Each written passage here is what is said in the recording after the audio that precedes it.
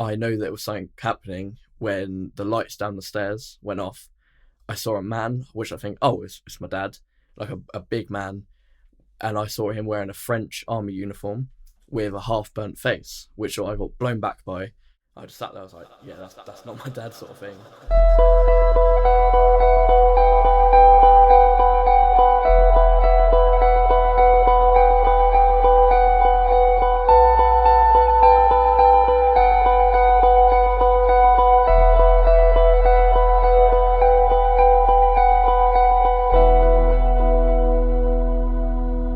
Welcome back, dear listeners, to episode 8 of Your Ghost Stories.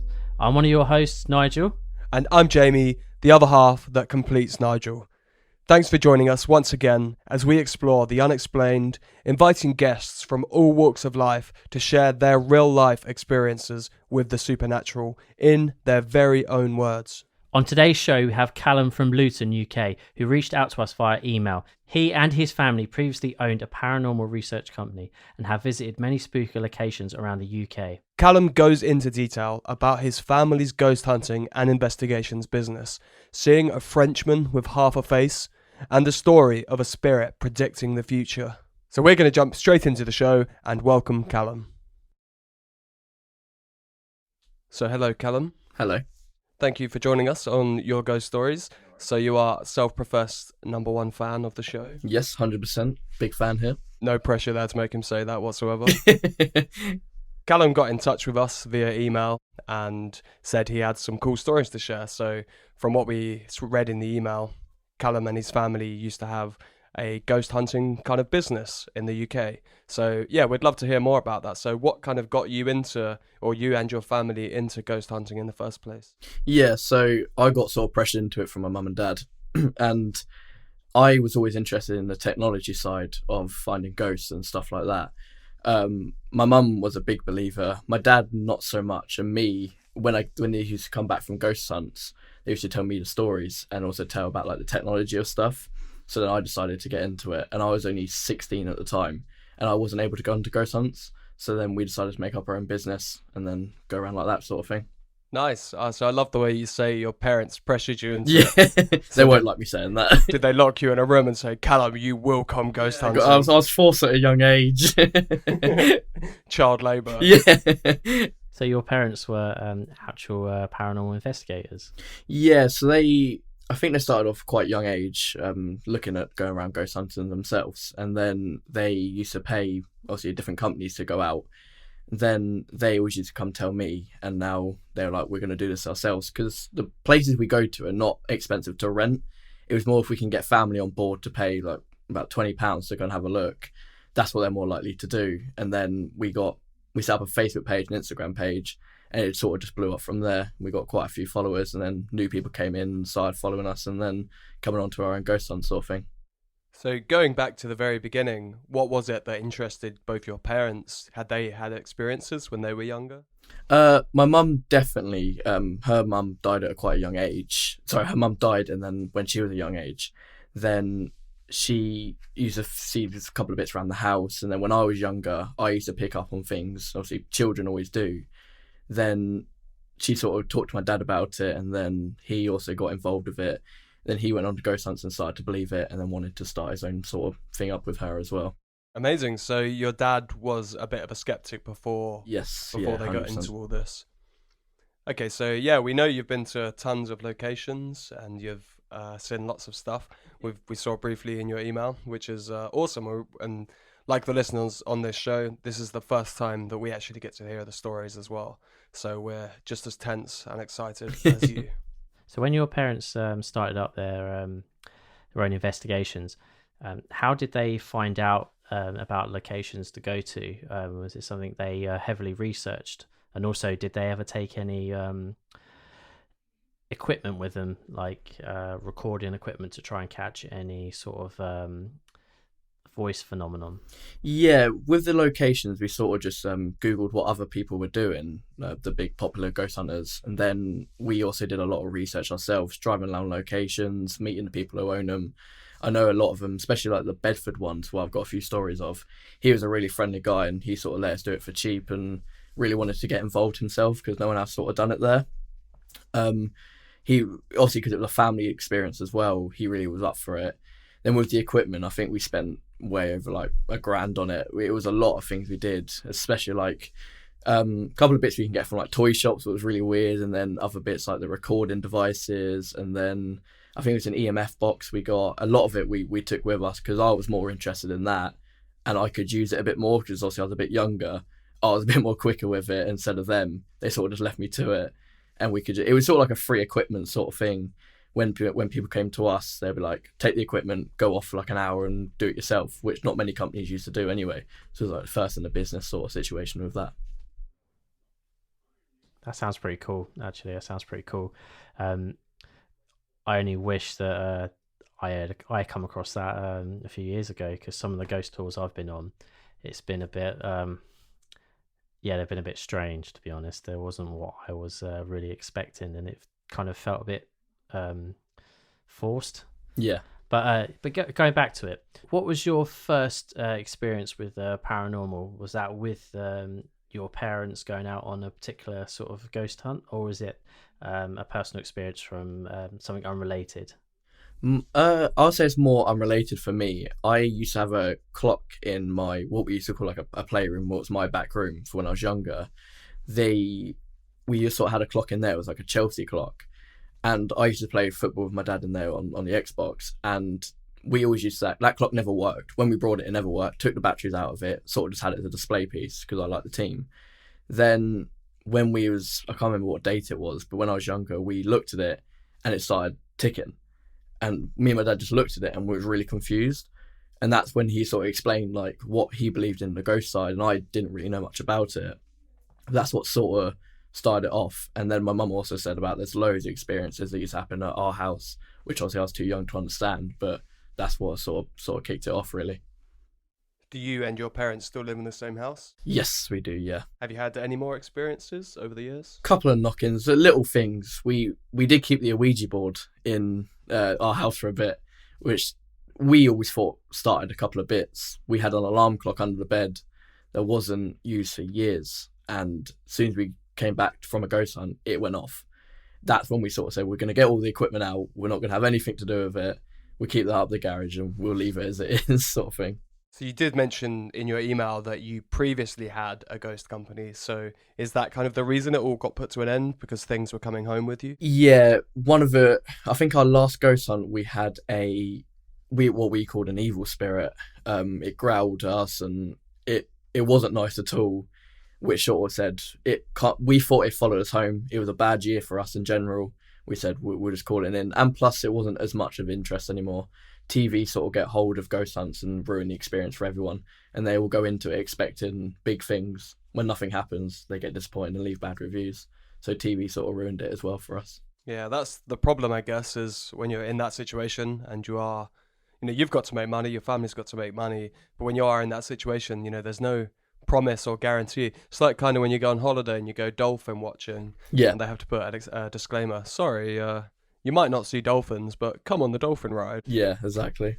Let's get into some of your stories. Take us way back. So we've heard your first story, what kind of piqued your interest in the paranormal in the first place. So let's hear some stories from the paranormal investigator days with you and your family. So it all started off, our first one was in a place called Moot Hall in Bedford. It was run by an elderly man called Clive. That was when we went out to him, we spoke to him. He was really interested in it. He's only had 1 or 2 companies in there before. And because it was a family business, he was really up for it and said, whatever you need, we can sort it out. And that we've done that one about 4 times in our year and a bit of experience with him. And every time we've been there, it's been probably one of my favourite and one of everyone's favourites one to go to, sort of thing. So what is it that drew you and your family to Moot Hall? Have you heard previously about some things happening there, or? We've had a couple of reviews where people left just on Google and generally saying it was a bit of a spooky experience. It was opposite a graveyard as well, with a famous person called John Bunyan.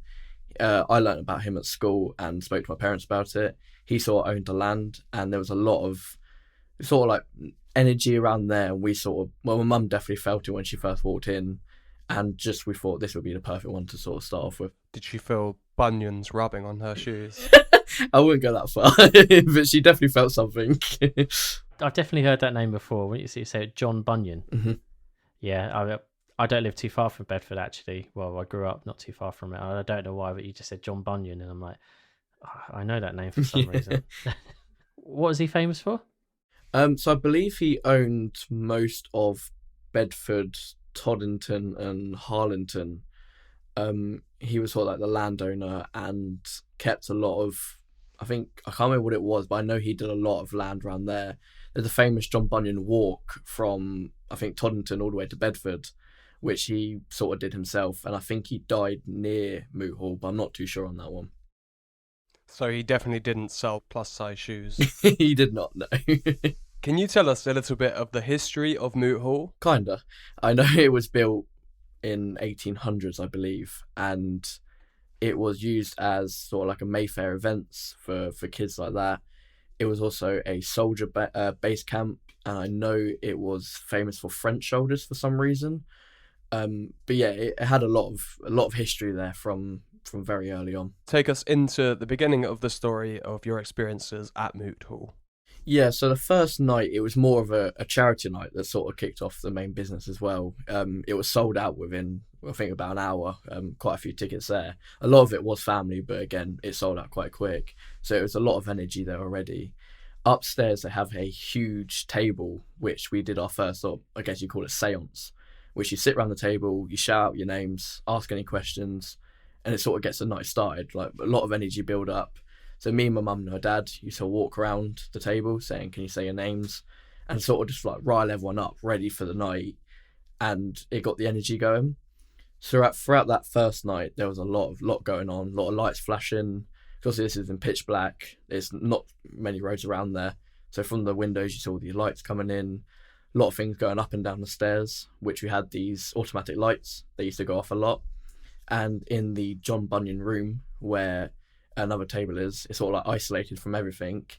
We did our first sort of like sit down talking session. I was in there, and I know there was something happening when the lights down the stairs went off. I saw a man, which I think, it's my dad, like a big man, and I saw him wearing a French army uniform with a half burnt face, which I got blown back by. I just sat there, I was like, yeah, that's not my dad, sort of thing. Then we carried on, which we're doing a recording session during this as well.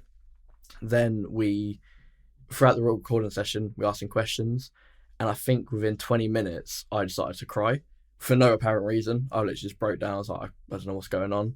Everyone thought it was because I was scared. I was like, no, I'm not scared. I don't know what's happening. And we decided to play back the recording. From the session I said I saw the man to where I started crying, there was no evidence. And we pressed record on that and left it to the side. So that was our first like big experience. And we spoke to the owner, Clive, and there is a famous Frenchman in French uniform who used to be there a lot. So, wow, Callum. So this is all pretty intense. So going back to what you said about being scared. So sitting here today, you sound pretty fearless about it all. It doesn't seem to kind of faze you having communication with the other world. Have you always been like that, or have you kind of become desensitized to it from exploring so much? Yeah, I'd say it's not really fazed me at all. I've never really been spooked by it. I just genuinely find it really interesting why they're still here and why they're roaming the earth still. So when you saw an army man with half a face, that didn't faze you? Not at all. No, I just sort of blown back and was like, what is going on?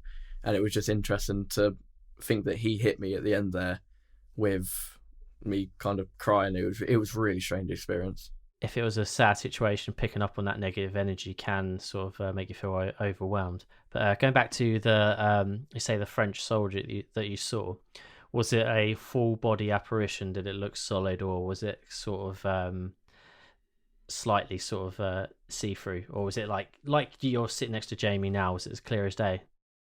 Yeah, kinda. It was kind of see-through. It was really weird. It was like, my dad's quite a tall man. He's like 6 foot, and it was like he was there, but it wasn't him, and that's what really blew me back. And being in a French uniform, which we googled later, was identical. Really was confusing. He was wearing black, and the uniform is a brown color. So it really did throw me off. But seeing like a full man there was scary. Wow, so it kind of used the silhouette of your dad to come across. Yeah, that's pretty. I mean, fair play to you, but I mean, that would have sent the Yeah. the shivers up me for Yeah. for a start. I'd be like, right, I've got my money's worth. I'm going now. It's funny, and the two people doing the podcast will be the first two out of the room. Yeah.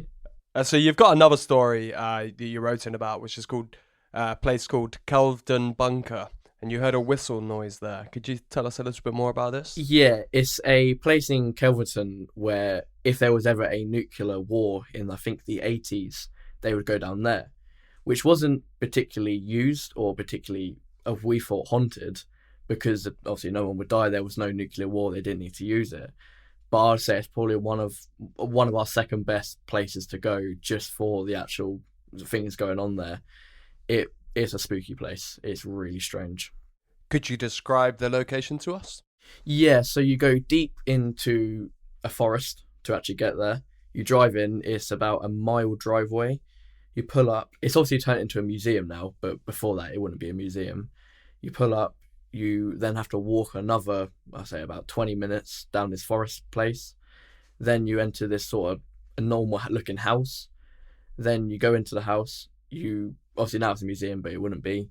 You go down a corridor, and it's about a half an hour corridor, I'd say, which is just in complete black because it's underground, no lights. It is just the purest black you can see.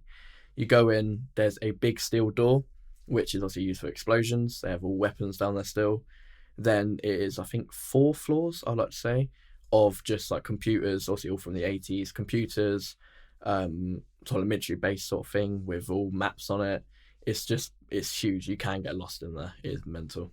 Do you say this is open to the public? Like, obviously, do you have to pay to get in, guided tours and stuff? Yeah, it is open to the public now. I believe it's still open. This was obviously back in 2016 sort of thing. But yeah, it's I think it's still open as a museum, and it's not expensive to do. The ghost tours are a bit more expensive because the owner knows what he's sort of got, sort of thing. But it's an amazing experience to go. Yeah, sounds really interesting. I think I'd quite actually like to visit that one day. Just for our listeners, if anyone's interested, whereabouts is this? Place called Kelverton, so I think it's about half an hour away from where we lived. I'm not too sure though, but it's about there. So it's half an hour from around Luton. Yeah, I would say so. So what happened there in Kelverton? So it started off the night in this long corridor in pure blackness. So I think there was about 20 of us again, because we used to do quite small groups, which made the experience a bit better for everyone. So I think there's about 20 of us. We're all in this long alleyway, can't see anyone. It wasn't too bad in that bit. There was not much going on. A couple of knocking noises, a couple of stones thrown and bits like that.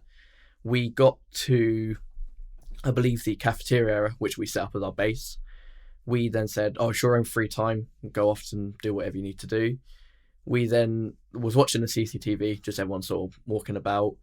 Then we knew that CCTV had no sound on it, and we heard probably one of the most blood-curdling screams. It was a proper scream.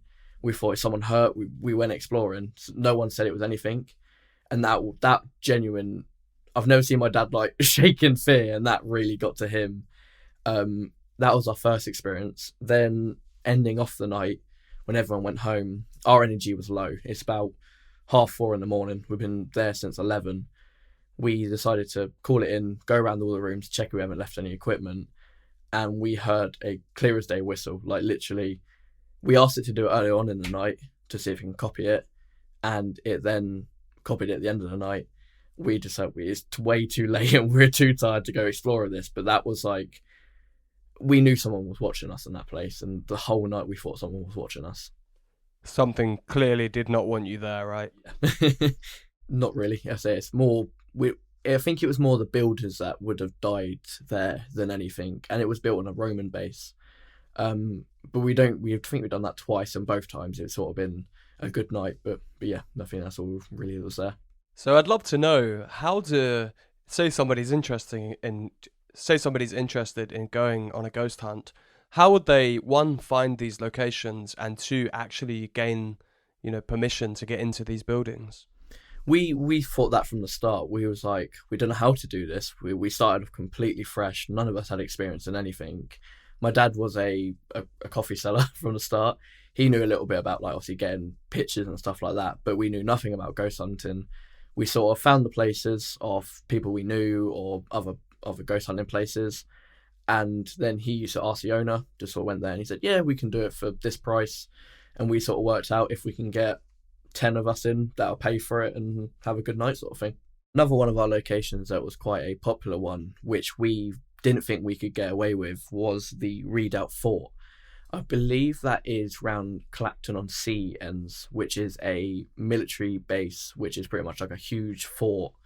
That was what used to have, I think, minimum 50 people in other ghost hunting. We got away with just 15, which wasn't expensive. I think we may have lost money, but for the experience, it was definitely worth it. So I actually went to Clacton a few weeks ago just for a nice stroll down the beach and have an ice cream. I did see some forts on the seafront, the big circular buildings. Is that what you're referring to? Yeah, so this is I think it's about 1,000 square acre sort of thing. It is massive. It was used for looking out to sea back in, I don't know when it was, but it was looking out for sea and see if anything was coming. So it used to be massively circular, and yeah, it was huge. Did you spend the whole night there with your group on that night? Yeah, we got there, I think our family got there about 5 o'clock in the evening. We set up, people started arriving from about 7 because this was about winter time, so it got dark quite quick. And I think from maybe 9 o'clock all the way until 3:30 we was in this place because it was so active. We really did not want to end it. We were so tired, we did not want to end it. Do you think that was because there was only 15 of you compared to like 50 people that they would usually have in there? Oh yeah, definitely. Because we ran it in a different way to everyone else, people decided they wanted to come to us more than everyone else because you had your own free time. Not many people did that. We literally said, here's an hour, go and do what you need to do, go and explore. Okay, so you guys would set people up. Did they used to get them to do sort of Ouija boards when they were there, or was it just simply just explore and do your own seances? Yeah, we had a group Ouija board session. A lot of people were very skeptic about it, which is fair enough. I think films and obviously TV gave it a bad name. It's nothing like that. I always thought that as well. Until you do one, it is literally as simple as long as you shut it down, as long as you start it, there's no issues there. It can bring out some bad spirits. Well, obviously not saying they wouldn't, but every time we've done it, we've also had a good experience. So have you had any experiences with bad spirits while you've been doing these? Yes, it was at one place, I think it was called Shire Hall. Their main place had a underground bunker, which was used again for the war. It is again pitch black, it's right underground. They're not allowed to really use it for ghost hunts because it's unsafe. But because it was only a few of us, they allowed us to do it. We was in a group of, I think, about 10 of us, but they're all related. So they're all really young people, I say about yours two ages. They all came there, all as family. And when we started, we thought this is not going to be a good night. We weren't really looking forward to it because they were quite young. Sort of immature thing, but they weren't at all. Went down to the bunker bit, and this was just after the Ouija board. We went down there and a growl happened, which we all sort of looked. We thought this is not good. We sort of got onto subject, could it be like a dog sort of spirit? But then we all knew that it would be evil. And a huge flash of light came from the wall. And after that, we sort of said, we're going to call it. We don't want to know what's happening next. It could go horribly wrong sort of situation. So you got this sensation that something there was very evil? Yes, yeah, totally.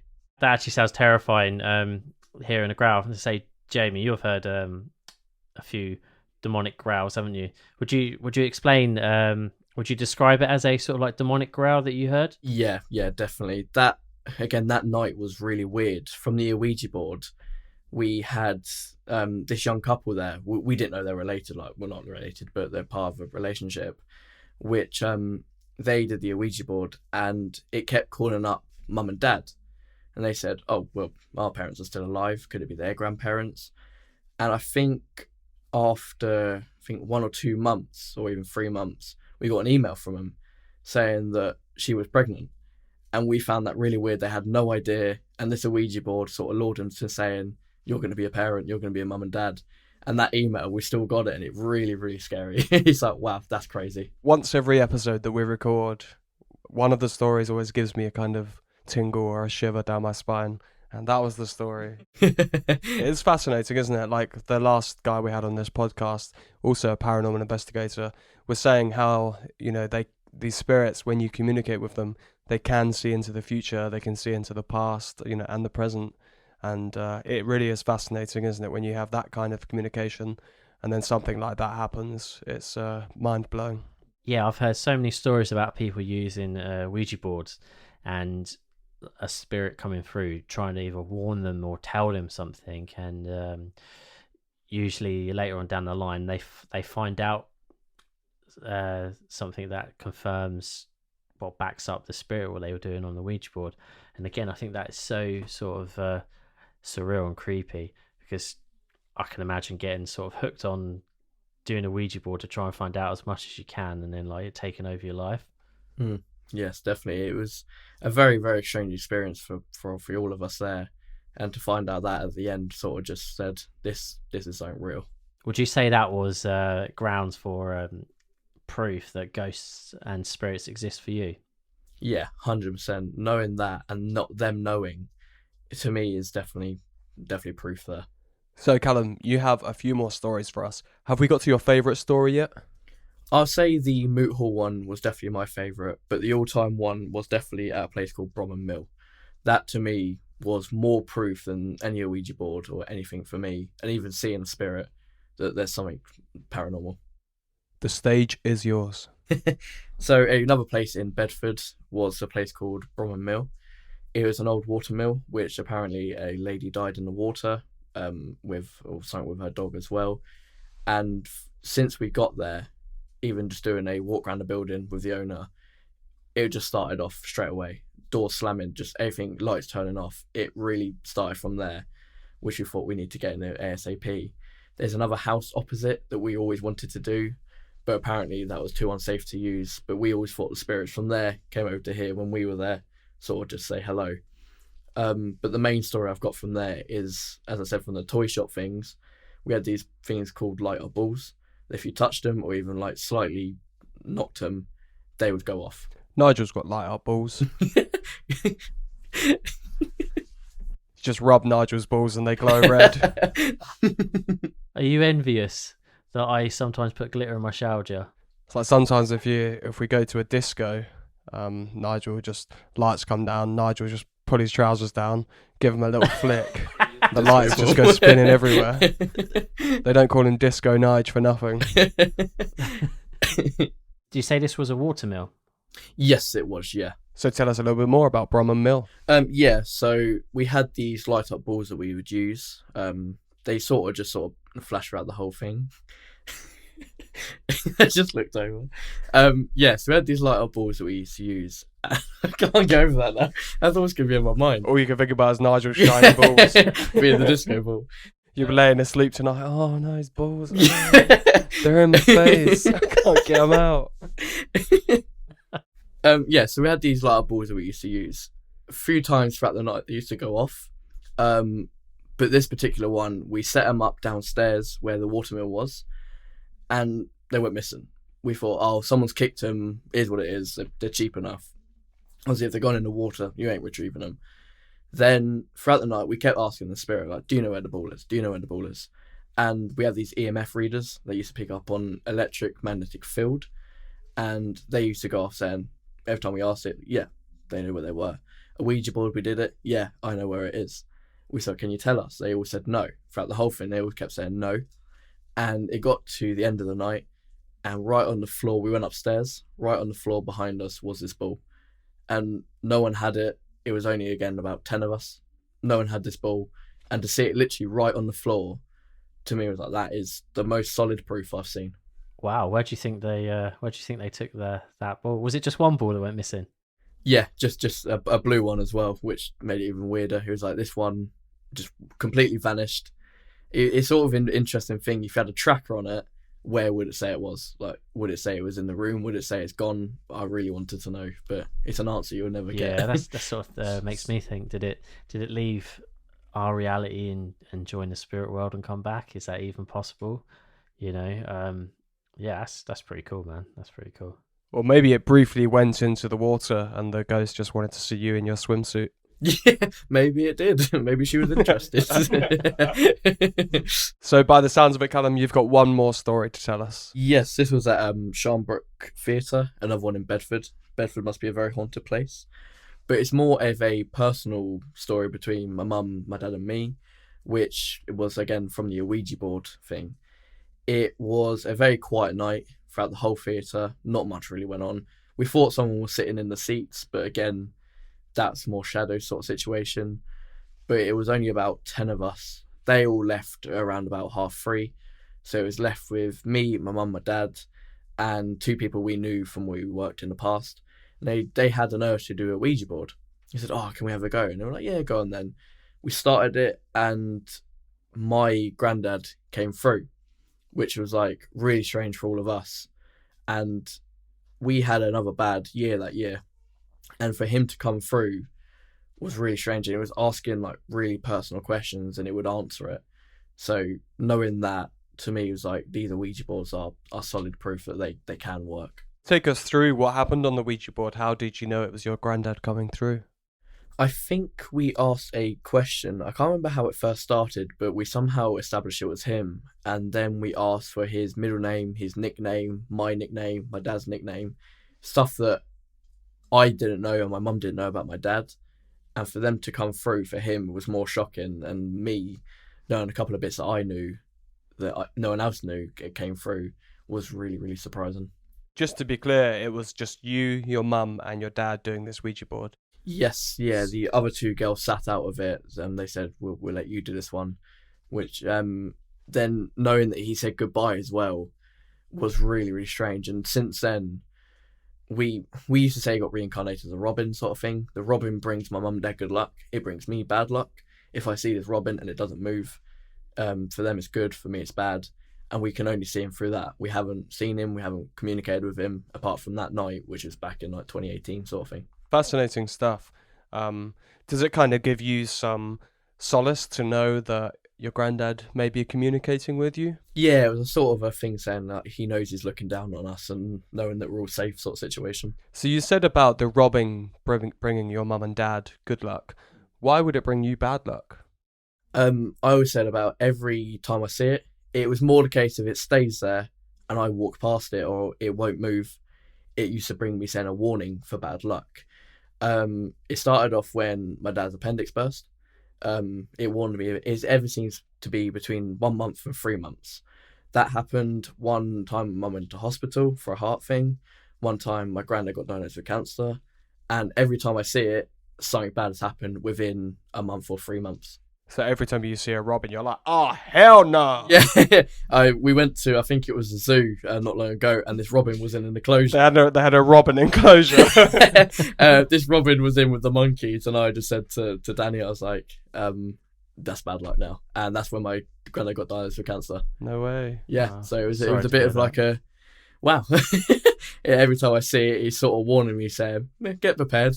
And yeah, expect the worst to come sort of thing. If you see a flock of robins in the sky, it's pretty much going to be the end of the world. So yeah, if I ever see more than one, we know something bad's coming. Callum, thank you so much for joining us on the show today, sharing your stories. They've really been amazing, and it's so great to hear an insight into someone who actually investigates deeper rather than just like us sitting here listening to stories. You and your family have actually gone deeper and investigated into where these communications may be coming from, and it really does make you think there is something else here in this world. Do you think your experiences have changed the way you view the world and your sort of like belief system? I would definitely say it did. From going in there saying, I'm not a believer of ghosts, I just think there's always a logical explanation to things I've seen and experienced. There is definitely, my views have changed, and there's definitely something there living around us, even though we can't see it. It's a bit of a mind-boggling experience. What would you do if your life ended and you became a ghost and you could go anywhere you wanted, you could do anything you wanted, well, within reason? You probably can't go to Thorpe Park and ride Oblivion. But what would you do? What would be the first thing you could do? So you've just got hit by a car, you just saw a robin, just got hit by a car. And then you're just there, you know, your body's laying there, but you've just popped up and you're like, you know, see-through and shit. What's the first thing you do? I would mess with anyone I know. Really, really tell them that I'm here, make my presence known, and just mess with everyone. Would you write in big red letters on the wall, Callum was here? Oh, 100%. I'll make stuff definitely go missing. That pair of socks you've got, they're gone. That wallet you've got, that's gone. My last question for you is, when me and Jamie go out on the field to do our own investigation, would you join us and sort of show how it's done? Oh, 100%. I'll be happy to bring the equipment along. I've still got it, so I'm more than welcome to do that, yes. We'd love that a lot. It'd be great to go with someone a bit more experienced that actually knows what they're doing. We'd just walk into a room and be like, hello, anyone there? Yeah, it'd be amazing to have you tag along. So we'll find something soon, and we'll definitely book something in with you. Callum, you've been awesome, and we really, really appreciate you listening to the show and writing in to join us on the show. It's been such a pleasure to have you here. And yeah, we wish you, your family, the best of luck. Hopefully you don't see any more robins anytime soon. Hopefully not. Yeah, thank you so much for joining us. Lovely. Thank you for having me. Thank you, Callum. Thank you so much for joining us on this eerie journey. We hope that your ghost stories has sent shivers down your spine, ignited your curiosity, and also made you giggle. As we conclude each episode, we invite you to carry these haunting tales with you, pondering the unexplainable and embracing the unknown. We would like to express our sincere gratitude to our incredible guests who have bravely shared their encounters, lending their voices to the whispers in the dark. Their stories have provided us with a glimpse into the extraordinary, reminding us that there are some forces at play beyond the boundaries of our comprehension. If you have your own spine-tingling tale to share, we encourage you to reach out to us just like Callum did. We are always eager to hear from our listeners and welcome the opportunity to feature more stories that illuminate the mysterious corners of our world. Remember to follow or subscribe to Your Ghost Stories on your favourite podcast platform and follow us on social media at Your Ghost Stories. You can also email us at yourghoststoriespodcast@gmail.com. Stay tuned for future episodes as we continue to uncover the hidden secrets, unsolved mysteries, and ghostly encounters that captivate our imaginations. But for now, as we step out of the darkness and into the light, we bid you farewell. This has been Your Ghost Stories. Until next week, sweet dreams. I'm petting my dog the whole time. That's not a euphemism.